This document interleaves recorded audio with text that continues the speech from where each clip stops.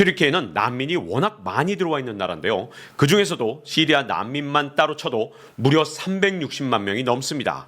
그런데 그동안은 야, 무슬림 형제잖아, 이런 생각 때문에 좀 관용적인 태도를 보여왔거든요. 그런데 사실은 내부에서 계속해서 불만이 쌓여왔던 거죠. 자, 저 난민 때문에 내가 일자리 잃었어. 저 난민 때문에 자꾸만 범죄가 많이 일어나. 이렇게 불만이 쌓여오다가 결국은 폭발하고 말았습니다.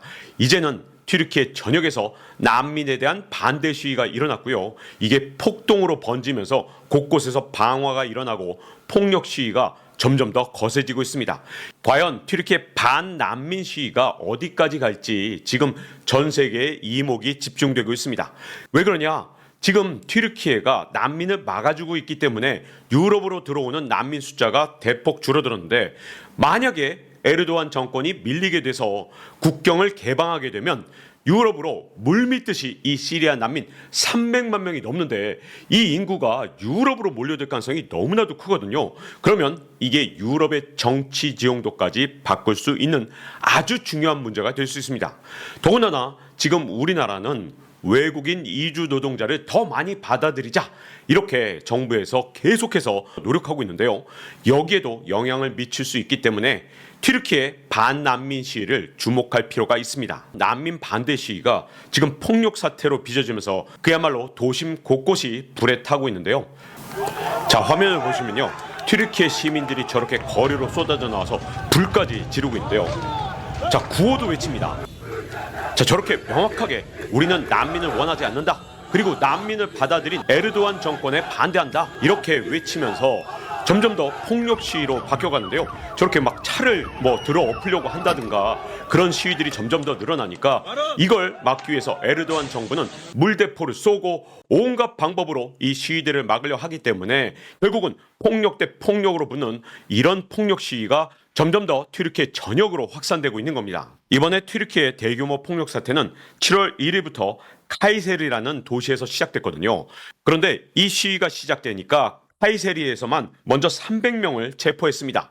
이것 때문에 튀르키예 사람들이 완전히 분노한 거죠. 시리아 난민에 대해서 반대했다고 해서 우리 튀르키예 국민들을 체포한단 말이야? 여기에 사람들이 분노하면서 튀르키예 곳곳에서 이제 시위가 확산된 게 바로 2일부터입니다. 경찰은 계속해서 이 시위를 진압하려고 하고 있는데, 일단은 시위가 약간은 잦아들었지만 이게 조그만 사건만 또 터지면 언제든 폭발할 수 있는 시한폭탄처럼 된 거죠. 그러면 이 시위가 어떻게 시작되느냐? 6월 30일에 시리아의 한 남성이 7살짜리 사촌 여동생을 성추행한 사건이 있었습니다. 시리아 남성의 사촌 여동생이니까 이 아이도 시리아 아이겠죠. 그런데 여기에 튀르키예 주민들이 완전히 분노한 겁니다. 이번에는 시리아 난민 소녀가 피해자가 됐지만 언젠가는 우리 튀르키예 소녀가 피해자가 될 수 있다, 이런 경각심을 주민들한테 준 거거든요. 그래서 주민들이 범인을 색출한다면서 시리아 난민 지역을 급습한 겁니다. 여기에 대해서 튀르키예 경찰이 범인 체포했다, 이렇게 발표를 했거든요. 그런데도 불구하고 시위는 점점 더 확산됐고, 그리고 난민들에 대해서 폭력 시위가 점점 더 커진 겁니다. 근데 이게 튀르키예 전역으로 퍼지면서 난민을 그동안 허용해왔던 정부에 대한 불만이 폭발하고 반정부 시위로 확산되고 있는 겁니다. 그러니까 당장 급해진 게 바로 에르도안이죠. 시위대에 대해서 강력하게 경고의 메시지를 내놨는데, 외국인 혐오와 난민 적개심을 조장하는 것은 국가에 무익하다, 이렇게 얘기를 했고, 튀르키예 내무장관은 난민 공격은 추악한 일이다, 전체 전국에서 474명을 구금했다, 이렇게 경고의 메시지를 내놓은 거죠. 그런데 튀르키예 민족주의 야당은요, 여기에 대해서 아주 강력하게 에르도안을 비판하기 시작했습니다. 난민 문제에 대해서 우리가 수차례 경고를 했지 않냐? 결국은 이렇게 폭력 사태가 일어날 걸 우리가 다 예고를 했다. 결국 백해무익한 것은 지금 난민에 대한 적개심이 아니라 난민을 계속해서 받아들였던 에르도안이 문제다, 이렇게 야당이 공격하고 나선 겁니다. 근데 이게 튀르키예 내부의 문제로 끝난 게 아니고요. 시리아하고 국제적인 문제로 비화될 가능성까지 커졌습니다. 왜냐? 시리아 난민이 지금 튀르키예로 넘어온 게 이게 360만 명이나 되다 보니까 튀르키예에서 이런 대규모 폭력 시위 사태가 일어난 거잖아요. 자, 그러면 시리아에 있는 사람들, 자국민이 이 폭력의 피해자가 된 거니까 이 시리아 사람들이 튀르키예 사람들에 대해서 또 폭력을 행사하기 시작했습니다. 그래서 시리아 국경에 있는 군기지 그리고 국경에서 튀르키예 번호판만 달린 그런 차량이 보인다. 그러면 이런 차량을 습격하기 시작한 겁니다. 그러다 보니까 튀르키예는 어떻게 했느냐? 결국은 튀르키예와 시리아 사이의 국경을 폐쇄하는 아주 극단적인 조치를 취하고 말았습니다. 근데 튀르키예에 시리아 난민이 뭐 1, 2만 명도 아니고 무려 360만 명이나 들어와 있다니 아마 모르셨던 분들은 깜짝 놀라신 분들도 계실 텐데요. 튀르키예 난민 어디서부터 시작됐느냐? 2011년 4월에 발발한 시리아 내전에서 시작됐습니다. 처음에는 알 아사드 정권에 대해서 퇴진 시위를 했는데 근데 이걸 정권이 무력 진압하면서 내전으로 비화가 된 겁니다. 그런데 알 아사드 정권이 이걸 묘하게 이용을 했습니다. 시리아는요, 아주 대표적으로 인구 구조와 권력 구조가 완전히 다른 나라인데요.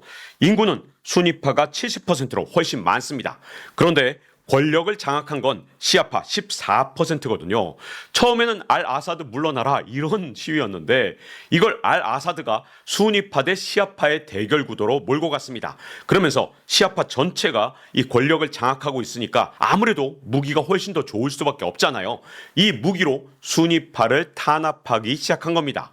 그런데 또 이걸로 끝난 게 아니라 시리아 내전이 사실상 강대국들의 대리전으로 비화되고 말았는데요. 자, 러시아, 이란은요, 시아파 정권, 알 아사드 정권을 지원했고 미국과 사우디 등은 이 다수종파인 순위파를 지원하기 시작했습니다. 이렇게 국제적으로 강대국 사이에 대리전이 돼버리면 결국은 국민들이 아주 큰 피해를 보는데요. 알 아사드 정권은 이 러시아 같은 나라에서 지원받은 무기로 대규모 공습을 계속 감행을 했고요. 민간인이 살고 있는 곳에 계속 공습을 한 겁니다. 여기에다가 독가스까지 사용했다는 의혹이 정말 많은데요. 자, 그러다 보니까 이런 대규모 공습과 독가스 공격을 피해서 시리아 사람들이 자기의 고향을 떠나서 난민이 되는 사태가 일어난 겁니다. 시리아 인구는 2011년에 총 2,200만 명이었는데 지금 시리아 인구는 그때보다 훨씬 줄어들었습니다. 그 이유가 1,200만 명의 난민이 발생했기 때문인데요. 일단 이 중에서 700만 명이 해외로 빠져나갔다 이렇게 추정되고 있고요. 그리고 500만 명이 넘는 사람들이 시리아 내부에서 난민이 됐다 이렇게 보고 있습니다. 그 이유가 뭐냐? 처음에 시리아 정부군은 이렇게 작은 땅만 갖고 있었거든요. 그런데 IS 격퇴가 끝난 다음에 이 땅을 시리아 정부군이 모두 다 점령을 하면서 여기에 살고 있던 순위파 사람들이 결국 고향을 잃고 이 지역으로 도망을 가거나 아니면 아예 해외로 빠져나간 겁니다. 특히 바로 국경을 접해 있는 튀르키예로 빠져나간 사람들이 가장 많았던 거죠. 그러다 보니까 해외로 빠져나간 난민 700만 명 가운데 절반 이상인 360만 명이 튀르키예에 거주하고 있는 것으로 현재 파악되고 있습니다. 그런데 이 700만 시리아 난민들의 최종 목적지는 어디냐? 결코 튀르키예가 아니라는 게 문제입니다. 이 사람들은요, 어차피 고향을 버렸습니다. 그러면 가장 잘 사는 나라에 가서 나도 한번 잘 살아보겠다. 이런 유러피안 드림을 갖고 있거든요. 그래서 어떻게든 유럽에서 가장 잘 사는 서유럽 국가나 아니면 북유럽 국가를 가고 싶어 하는데 그 중간 경유지로 튀르키예를 선택했을 뿐입니다. 자, BBC에서 한 가족의 여정을 그린 게 바로 이 그래프인데요. 튀르키예를 통해서 그리스 이렇게 통해서 결국은 네덜란드까지 정착하는데 10년이 걸렸다고 합니다. 자, 그러니까 튀르키예를 중간 경유지로 해서 너무나도 많은 난민이 이렇게 유럽으로 몰려드니까 유럽 사람들은 이 난민 때문에 아주 골머리를 앓고 있거든요. 자, 그러다 보니까 튀르키예가 이 몰려드는 난민의 일종의 방파제 역할을 하고 있는 겁니다. 그런데 정말 흥미로운 건 처음에 시리아 난민이 이렇게 서유럽과 북유럽으로 몰려들었을 때 그때 유럽은 오히려 이 시리아 난민을 환영했다는 겁니다. 특히 그때 독일의 정권을 잡고 있었던 메르켈 이 사람은요. 시리아 난민이 자국에 들어오는 걸 적극적으로 환영을 했고 시리아 난민에 대해서 온갖 지원 정책까지 써줬습니다. 그러다 보니까 UNHCR에서 난센 난민상까지 수상하기도 했거든요. 메르켈이 워낙 적극적으로 시리아 난민을 수용하니까 온갖 상을 받으면서 결국 국제적으로 인정받는 각광받는 정치자로서 결국 퇴임 때까지 인기 있게 물러나게 된 겁니다. 하지만 이제는 메르켈에 대해서 재평가가 이루어지고 있죠. 메르켈이 이렇게 난민을 받아줬던 거 결국은 독일의 인구가 줄어드니까 이걸 시리아 난민으로 노동력을 대체하려고 했던 게 아니냐 이런 비판도 있고요. 특히 이런 난민들 때문에 일자리를 뺏긴 사람들이 주로 2030 청년들이었거든요. 이 때문에 메르켈이 우리의 일자리를 뺏어간 도둑이다, 이렇게 생각하는 청년 세대도 적지 않게 늘어났습니다. 이런 청년들이 최근 들어서 극우파에 투표를 하기 시작한 겁니다. 결국 메르켈의 난민 수용 정책은 실패로 돌아갔다, 이런 평가가 정말 많거든요. 그러다 보니까 어떻게 했느냐? 자, 유럽이 튀르키예한테 난민 수용 요청을 한 겁니다. 야, 여기서 튀르키예에서 막아줘. 우리 유럽으로 좀 넘어오지 못하도록 해. 이렇게 튀르키예한테 요청을 한 거죠. 왜 그러냐? 유럽은 유럽연합으로 통합이 돼 있기 때문에 일단 튀르키예에서 그리스로 넘어오면 더 이상 이 난민을 막을 방법이 전혀 없게 됩니다. 그러니까 튀르키예에서 유럽으로 넘어오지 못하도록 튀르키예에 난민을 계속 가둬두고 있어라, 이렇게 유럽이 요청한 거죠. 그러다 보니까 시리아에서 튀르키예로 넘어온 난민들이 유럽으로 가고 싶은데 튀르키예가 딱 막아서니까 결국은 튀르키예 난민촌에 점점 더 많은 사람들이 몰리게 된 겁니다. 그 숫자가 이제는 360만 명에 이르게 됐고요. 물론 튀르키예의 시위대 또는 튀르키예 야당은 이 숫자가 400만 명이라고도 얘기를 하는데 이럴 가능성은 조금 없는 게, 왜냐? 튀르키예는 이 인원수를 대가로 해서 유럽연합에서 지원금을 받습니다. 그러니까 튀르키예는 어떻게든 이 숫자를 부풀려야 유리하지 축소했다고 유리한 점이 거의 없거든요. 자, 그러면 튀르키예는 어떤 대가를 받아왔냐?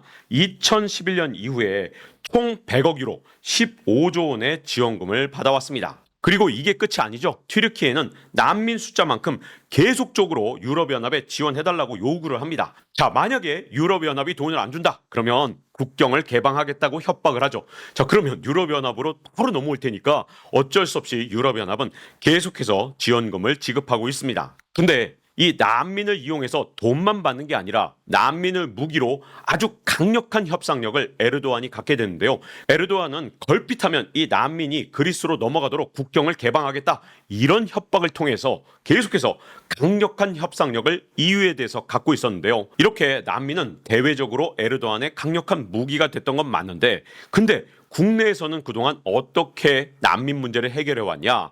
에르도안은 계속해서 종교를 강조해 왔잖아요. 사실 에르도안이 집권하기 전까지 가장 세속적인 나라가 튀르키예였다 해도 과언이 아니었는데, 그런데 에르도안은 계속해서 이슬람 종교를 강조하고 있습니다. 그러다 보니까 난민이 들어올 때 뭘 이용했냐? 자, 우리 무슬림 형제들이다, 우리 같은 이슬람교를 믿는 사람들이다, 이런 형제들의 어려움을 외면하지 말자, 이렇게 국민들을 설득해 왔던 겁니다. 처음에는 이게 먹혔어요. 왜냐하면 우리 같은 무슬림 형제니까 라는 게 먹혔지만, 문제는 튀르키예 경제가 급속히 악화되니까 국민들이 이 시리아 난민들에 대해서 분노를 표출하고 있는 겁니다. 자, 지금 튀르키예 경제는 아주 심각한 상황인데요. 자, 에르도안이 대통령이 되기 위해서 어떻게 했느냐? 기준금리를 계속해서 낮춰왔습니다. 여기에 가는 실선이 보이죠? 이게 바로 튀르키예 기준금리인데, 대통령 선거가 있기 직전까지 계속해서 금리를 낮추니까 어떤 현상이 일어났냐? 물가가 이렇게 한없이 치솟아 오른 겁니다. 이게 문제가 있다는 걸 너무나 잘 알고 있는 에르도안이 이제는 경제팀을 싹 다 바꾸고 금리를 쫙 올리기 시작했습니다. 그래서 튀르키예 기준금리는 이제 50%나 됐습니다. 그런데 물가가 잡히기는커녕 여러분도 보시다시피 물가는 또 한 번 치솟아 올랐습니다. 이게 물가의 진짜 무서운 점인데요. 저금리 정책을 유지하는 게 정권 유지에는 항상 도움이 됩니다. 그러니까 어떤 정권이든 일단 정권을 계속 잡고 싶고, 또 정권을 재창출하는 게 무조건 가장 중요하다고 생각하는 그런 정권들은 온갖 힘을 동원해서 금리를 무조건 낮춰놓으려는 그런 욕망에 사로잡히게 됩니다. 자, 그러면 물가는 나중에 튈지 모르지만 일단 낮은 금리가 되고, 그리고 돈을 시중에서 계속 풀어서 사람들이 더 많은 빚을 지게 되면 집값도 오르고, 그리고 주가도 계속 오릅니다. 그러다가 물가가 걷잡을 수 없이 오르게 되는 그런 날이 오게 되면 그제서야 주가가 떨어지기 때문에, 내 임기 동안 경제가 좋아진 것처럼 착시 현상을 만들려면 가장 좋은 방법은 금리를 끌어내리고, 그 다음에 돈을 온갖 방법으로 푸는 겁니다. 그래서 많은 사람들이 더 많은 빚을 지게 되면 자산 가격이 오르고 경제가 좋아진 것 같은 그런 착시 현상을 만들어낼 수 있는데요. 에르도안은 경제 전문가거든요. 이걸 너무나도 잘 아니까 대선 직전까지 금리 낮추고 대출로 돈 풀고 많은 사람들이 빚지게 만들고 그렇게 되다 보니까 나중에 금리를 올리기 시작해도 여전히 물가는 잡히지 않고 있습니다. 자, 그러면 튀르키예 사람들은 어떤 상황에 처해 있느냐? 물가가 오르는데 일자리가 축소되거나 아니면 임금이 정체되면 얼마나 살기가 고통스럽겠습니까? 그러다 보니까 튀르키예 사람들이 이 360만 시리아 난민을 경제난의 원인으로 지목하기 시작한 겁니다. 더군다나 에르도안에 대해서 불만이 사실은 내부에 쌓여 있었는데 이번에 대통령이 또 됐단 말이죠. 근데 그동안은 참고 있었던 게 이제 경제난으로 점점 더 튀르키예 경제가 어려워지니까 그동안 에르도안이 이렇게 많이 360만이나 받아들였던 시리아 난민을 대상으로 이 분노를 표출하기 시작한 겁니다. 자, 그러면 에르도안 입장에서는 지금 궁지에 몰렸다 해도 과언이 아닌데요. 자, 지금 금리를 끌어올렸는데 물가도 못 잡는 상황. 이렇다 보니까 튀르키예 경제가 대선 전보다 훨씬 더 나빠진 상황이거든요. 아니, 그때는 돈을 계속 푸니까 주가가 날이면 날마다 올랐습니다. 그때는 불만이 없었는데 지금은 기준금리가 너무 높고 여기다가 지금 경제 상황까지 불황이 오니까 이제 에르도안에 대한 인기가 진짜 급격히 하락하고 있는 그런 상황이었는데 근데 이제는 이 난민에 대한 시위까지 일어나고 있는 상황입니다. 그러면 지금 현재 인기가 급락하고 있는 상황에서 에르도안이 과연 난민 정책을 과거처럼 유지할 수 있겠느냐? 여기에 대해서 유럽연합 국가들이 굉장히 고민을 하고 있습니다. 만약에 에르도안이 그리스로 가는 국경을 개방해서 얼마든지 배 타고 그리스로 넘어갈 수 있도록 해준다. 그렇게 되면 이 난민 360만 명이 지금은 튀르키예에 갇혀 있지만 모두가 다 꿈꾸는 건 뭐냐? 결국은 유럽에 가고 싶다는 그런 꿈을 갖고 있거든요. 유러피안 드림을 꿈꾸고 있는 이 난민들 진짜 모두가 여력만 되면 즉 배 탈 돈만 모으게 되면 그리스로 탈출을 감행할 가능성이 너무나도 큽니다. 더군다나 EU 가입이 그동안은 에르도안에 대해서 굉장히 강력한 미끼였는데 EU 가입이라는 게 사실상 물 건너갔거든요. 자, EU 가입은 사실상 망상이었던 게 생각해보세요. EU 가입이라는 건 결국 국경을 개방한다는 건데 시리아 난민 360만 명을 수용하고 있는 튀르키예를 만약에 EU에 가입시킨다. 그러면 이 난민들이 언제든 유럽으로 넘어올 수 있다는 뜻이 되잖아요. 그러니까 난민을 일단 이렇게 많은 숫자를 수용한 순간 EU 가입은 망상이나 다름없었던 거죠. 에르도안도 이걸 깨달았는지 최근에는 야, 우리 EU 가입 같은 거 안 해. 오히려 먼저 EU 가입을 포기해버렸습니다. 그러다 보니까 언제든 지지율이 떨어지면 국경을 개방할 가능성이 너무나도 커진 거죠. 지금 유럽에서는요, 몰려들어온 난민들 때문에 극우파가 완전히 약진을 했습니다. 그런데 여기서 더 국경을 개방해서 난민들이 더 몰려든다? 그러면 유럽은 극우화가 가속되겠죠. 자, 원래 유럽에서 좌파는 인도적인 관점에서 난민에 대해서 관대한 정책을 쓰자는 이런 주장을 해왔습니다. 그런데 메르켈 같은 사람들은 우파거든요. 물론 조금 세밀하게 들어가면 중도 우파다 이렇게 말할 수 있는데 자, 메르켈 같은 우파가 왜 난민을 적극적으로 수용을 했을까? 메르켈 같은 중도 우파는요, 사실 독일 인구가 감소하니까 노동력이 너무 부족하다 이런 고민이 있었습니다. 특히 기업들이 야, 사람이 없어 이렇게 자꾸만 아우성을 치니까 메르켈은 시리아 난민이라도 받아들여서 이 부족한 노동력을 떼우려고 했던 거죠. 그러면 청년 세대는 좌파도 우파도 믿을 수 없게 된 거죠. 왜냐하면 이렇게 들어온 난민들이 누구와 일자리를 경합하느냐? 바로 청년들하고 경합합니다. 자, 4050 세대, 우리나라도 그렇지만 이 사람들은 숙련된 노동자인 경우가 정말 많습니다. 그런데 미숙련 노동자, 이런 사람들은 누구하고 경합하냐? 바로 이런 난민들하고 경합할 수밖에 없죠. 그런데 독일의 청년들은 한 500만 원은 받아야 이 최소한의 생활을 할 수 있을 텐데 그런데 시리아 난민은 100만 원만 줘도 좋아요. 저는 일할게요. 이렇게 돼버리니까 처음에 일자리를 잡을 때 이 100만 원 받겠다는 시리아 난민 청년들하고 그리고 독일의 청년들하고 경쟁 자체가 안 되는 겁니다. 그러다 보니까 이 청년 세대는 좌파도 싫다, 우파도 싫다. 그래서 극우에 대한 지지도가 높아진 겁니다. 극우는 난민에 대해서 아주 배타적이기 때문에 청년들 입장에서는 내 직장을 뺏어가는 이 시리아 난민을 막아줄 그런 정치권이 필요했던 거죠. 근데 이게 단지 유럽의 문제냐 이렇게만 볼 수가 없는 게 사실상 반이민 정서는 미국에서도 점점 더 커지고 있습니다. 그러다 보니까 트럼프 지지율이 바이든보다 훨씬 높아진 것 여기에는 반이민 정서가 굉장히 많이 크게 자리 잡고 있거든요. 우리나라도 앞으로 이 난민, 이민자, 외국인 노동자 수용 여부가 앞으로 중요한 문제가 될 수밖에 없는 게 지금 현재 인구가 급속히 줄어드니까 지금 여권에서는 자 여기 기사에서도 나와 있듯이 오세훈발 외국인 가사 도우미 이르면 하반기부터 도입 이게 지난해 기사거든요. 그래서 실제로 가사 도우미를 좀 더 많이 도입하려는 그런 노력이 여권에서 계속되고 있습니다. 그리고 실제로 올해는 3년 전보다 외국인 노동자를 무려 3배나 더 받아들일 계획입니다. 윤석열 대통령도 국내 체류 외국인 가사 육아 도우미를 대폭 늘리겠다는 이런 정책을 쓰고 있습니다. 근데 이상한 건 윤석열 대통령은 최저임금 제한을 받지 않는다 이렇게 말을 했는데 고용부 장관은 외국인 가사 도우미는 최저임금보다 더 많이 받게 될 거다 이렇게 또 얘기를 했습니다. 그래서 좀 헷갈리는 게 최저임금 제한 안 받는다는 게 최저임금보다 더 많이 준다는 뜻인 건지 아니면 최저임금보다 더 적게 준다는 것인지 조금은 헷갈립니다. 어쨌든 중요한 건 이민자 문제가 앞으로 대한민국에서도 큰 논란거리가 될 가능성이 높습니다. 이 정치권에서는요, 이렇게 쉽게 말해요. 우리가 이렇게 잠깐 노동자로 쓰고 그 다음에 자국으로 돌아가도록 이렇게 제한 정책을 만들면 된다. 이렇게 단순하게 말하는데 여러분 사람이라는 게 그렇게 단순하지 않습니다. 일단 우리나라에 들어와서 노동자로 일하다가 그냥 정착하는 경우가 정말 많습니다. 그렇기 때문에 우리나라에 정착할 가능성을 배제하고 정책을 썼다가 나중에 큰 문제가 될 수 있기 때문에 외국인 노동자를 점점 더 확대하겠다는 정책을 계속 쓰겠다면 여기에 대한 후폭풍도 충분히 준비해 놔야 된다고 봅니다. 자, 이제 지식 한방 마칠 시간이 됐습니다. 다음 시간에 뵙겠습니다.